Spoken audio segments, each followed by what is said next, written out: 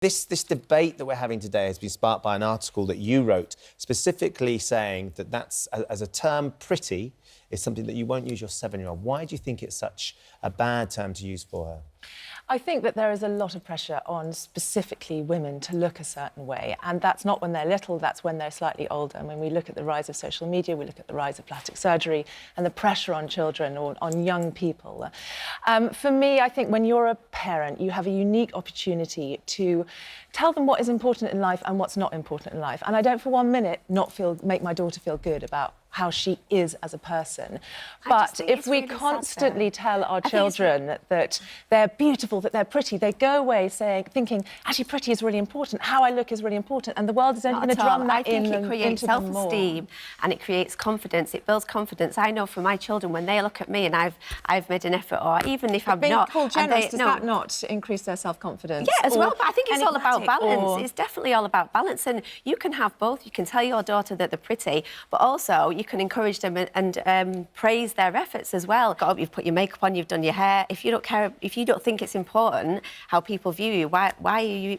Have you made an effort today? I think it's way more complex than that. All I'm saying is that society puts a great deal of pressure on women to look beautiful, and there is a healthy relationship with that, and there is an unhealthy relationship with that. And but whether we like it or not, we are judged for our appearances, and that's an interesting point you make about social media as well. Because I agree, there's a lot of pressure for girls to look a certain way, and too many girls are having plastic surgery at a young age. So why not celebrate a natural beauty in our children by creating self-esteem and telling them they're pretty? And Marina, on that point about self-esteem, I mean, I don't know whether your daughter ever says to you, Mummy, do you think I'm pretty? Do you think it's something that she's conscious of? Because, you know, say her friends, their parents are saying to them, you look pretty. Yeah. Well, is she conscious of the fact that you're not saying that to her? Well, interestingly, yesterday, I didn't think so. And then yesterday on the way to school, I was walking with my 2 children, and I told them that I was coming on today. And I said, how would you feel if I told you look pretty? And I said, no, would you like me to call you pretty? And it was like me saying to them, shall we just give you celery every day for breakfast instead of Cheerios? And they were like, no, I mean, why?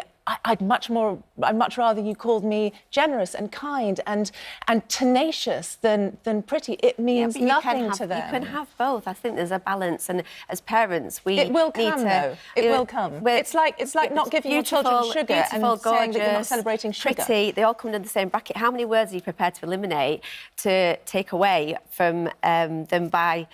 You know, like to make it OK. PC has gone mad. Political correctness has gone mad, and I just think that if I've got to watch the way I compliment my child, like I'd like to think that my children will then go on to compliment others and tell other people they look pretty, like their sisters or their friends or even strangers. I go on a night out and I compliment another woman how she looks, so whether I think she looks gorgeous and I just think that's a natural instinct. And if you're not cementing that natural instinct and teaching them how to compliment other people, I just think it's nice to be nice. Marina, what's Ben's take on this? Because I think I've got friends that I have boys, so we don't have, and my wife will often say you're looking very handsome, you're very handsome, and all this, that, so that, and I will say something like you're looking strong or you're looking smart, but not because I've chosen not to call them handsome, because they are good-looking lads or whatever. I think they are anyway, but just because that's not how I do it. But my friends who have little girls will often call them their princess, or they'll call them very pretty, you look really stunning, and all that sort of stuff. Does Ben feel that way as well with girls? Well, interestingly, I think society has a default adjective to describe the female sex, and he definitely would have called, said, oh, pretty.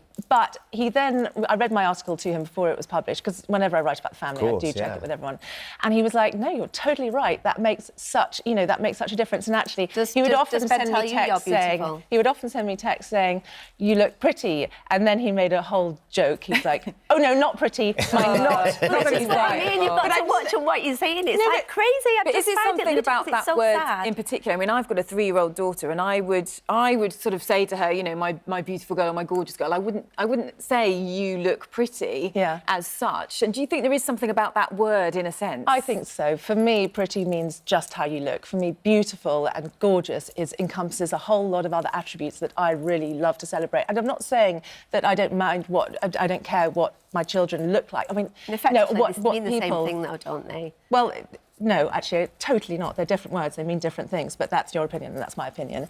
But it's not a sort of, you must not use the P word in the house. It's just more thinking about the adjectives that you're using and thinking about how they can actually enhance their lives. Has it made you think at all, Leanne, about, you know, doing things a bit differently? No, I'm going to continue to call my daughters pretty and beautiful and gorgeous, and I worship the ground they walk on. You've given birth to them. It's like the most beautiful human being in the world. Like, I think there's absolutely nothing. It's building their self-esteem and their confidence, and yeah, I will continue. Well, we had, I mean, over 10,000 people took part in our poll. A lot of people getting in touch. Majority agreeing with Leanne, to be fair, Marina. But lots of you, I mean, it's an interesting debate, isn't it? Charlie says society's ruining children. How on earth is telling your child they're pretty wrong? But then Rosie says it's dangerous to say your daughter's pretty, because it will cause her to judge herself by her looks and what she looks like. Is it okay to call her pretty at a young age? But then, you know, teenage years, that's when they start to damage them. Really strongly about it. Caroline's got in touch. How awful to grow up not being told you're pretty. Why would you not want your child to know that they're pretty? This is madness, I tell you. Madness, she says.